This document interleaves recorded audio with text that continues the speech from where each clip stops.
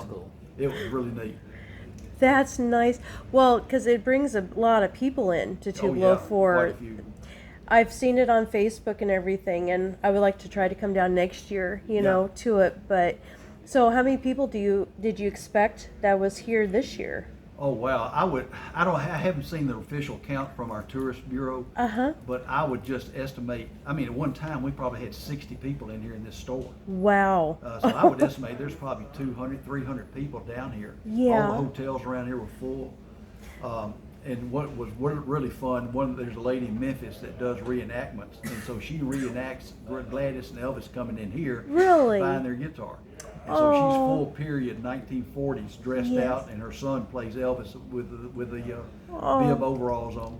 Oh, how And, sweet. Yeah, and it's really neat. So people, Oh. we did it on the hour for like about 3 hours, and Uh-huh. I mean, we'd just be jammed with people in here watching that. So, It would be just breathtaking, even if they aren't the original people. Just Yeah. see that. and I tell you another thing to me is encouraging, and I've had some of the tour operators tell me the same thing. We're seeing more young people come. Mm-hmm. A lot of people thought, well, and people in my generation, which I was a teenager back in the '60s, Yeah. that it finally would die out with him. But we're seeing a younger generation come through, and they appreciate his musical ability and the talent that he had, and they realize that this was a once in a lifetime unique Exactly. talent. It really is. And you look at all the superstars today, many of them contribute. Elvis said, I was a fan of Elvis's. Yep. He's one that really I felt like encouraged me to do it. And I don't care who it is. It could be, Yeah. anywhere in the world. Exactly. That's my whole entire goal for my page is to make sure that I keep Elvis, his memory alive, because my own children, my two oldest ones came to Memphis and Tupelo with me Uh-huh. one vacation, and I want the following generations to always come and to know who Elvis is because he was a very sweet person for all the stories I've ever heard about him. So Well, I don't know if you had a chance to Memphis. There's a lady here named Sally Odell. Okay. She wrote a book, Destined to Die Young. okay, And Sally's been a long time Elvis fan. She was down here for the Elvis Festival doing signings for us.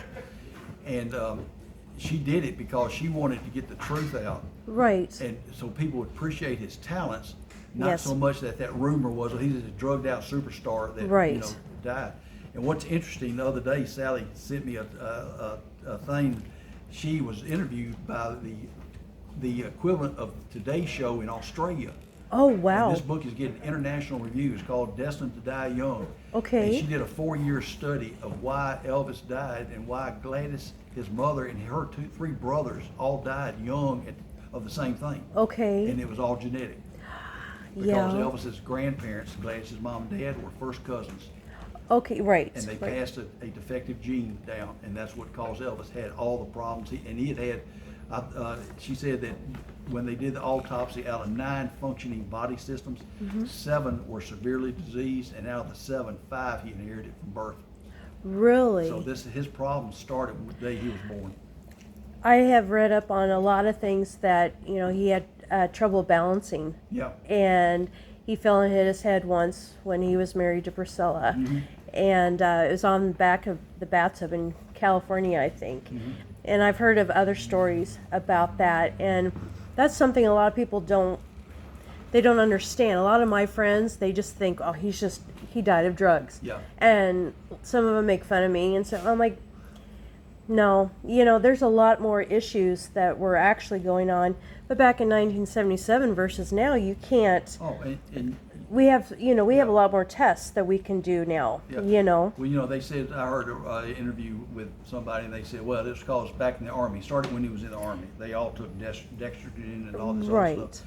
Well, back then, that to the public, that was just about as bad as drinking coffee. They didn't Exactly. realize the long-term effect. Exactly. So he wasn't doing anything that anybody else wasn't doing. Exactly. And, but he was famous, and that's the reason why That's they're why they picking did. on him. Yeah, and Yep. but everything he took, they didn't know how medicine reacted with each other, and they Right. treat him for lung problems, And then it would flare up his heart problems, and they Right. treat that, and that flare up his kidney problem. It was just, Right. this lady Sally told me when she was down here, she said the best way to describe him, he was perfect on the outside, but on the inside he was like dominoes. And Yes. his last 4 years, his immune system was shot, his adrenal glands were shot, he was having kidney problems. It was just horrible. It is. Yeah, his body was just shutting down on him. I've heard of things like that too. You know, I've read up on what was all wrong. But thank heavens, like today, we have all the medicine and, you know, we're a lot better. I just wish back then they would have known all this, you know. But I think like with the bodyguards and everybody else, you know, they just don't, they were just doing, you know, what they needed to do. Yeah. So, And you know, back then they didn't have any CT scans. They didn't Right. have the technology that we've got now. So there's a lot of things going on. And it was, you know, it's a very interesting story when you sit down and look at it and try to understand what was going on. And he was what I've understand from people that actually knew him down here. He was a very humble person. yeah, Very giving. He loved his mother and father. That Yeah. was his only goal, was to support them. exactly. That was it. He didn't try to become a superstar. He just wanted to Yeah. earn enough money to support his mom and daddy. And he was very loyal to it. He was very loyal to his family, Yeah. you know, because I know Minnie Mae lived with them. Yeah. And then later on, one of his aunts lived with him. And, you know, so, and I know a lot of his family Yeah, his members. cousins and all of Right. them, And his uncle, Vester, I think, Yeah. was one of the bodyguards Yeah. at the shack at the very front of Graceland and stuff like that. And that's the part I miss, you know, because Yeah. a lot of people, they just don't have that anymore. But Elvis, he really loved his family and wanted to, you know, be there. Well, one of the most touching things that some of the Elvis tribute artists told me, I would ask them, how did you get started? What'd you do? Why did you do? Why are you in this? And they without question, they'd always say that they had talked to other Elvis tribute artists, the ones that years ago, and they would tell them, "You're not Elvis. You will never be Elvis. Don't try to act like him. Don't try to be him. Yeah. But sing his music in honor of him." And to me, that really touched me, because that's Yeah. when you listen to these guys sing, that's what they're doing. They're honoring this tremendous talent, Yeah. and they're very fortunate. And Yeah. so, in one of our highlights, I have to say this, one of our highlights of our weekend, I got a text from the owner on Sunday. He said, "Can you be down to open the store up at 11 o'clock on Sunday?" I said, "Sure, why? What's going on?" He said, "Linda Thompson wants to come in." Oh. She had never been in the store before, so she came in and spent some time with us, and it was real special. Oh, that's having her wonderful. down here. Yeah. We got to meet Ginger Alden last Oh, night you did?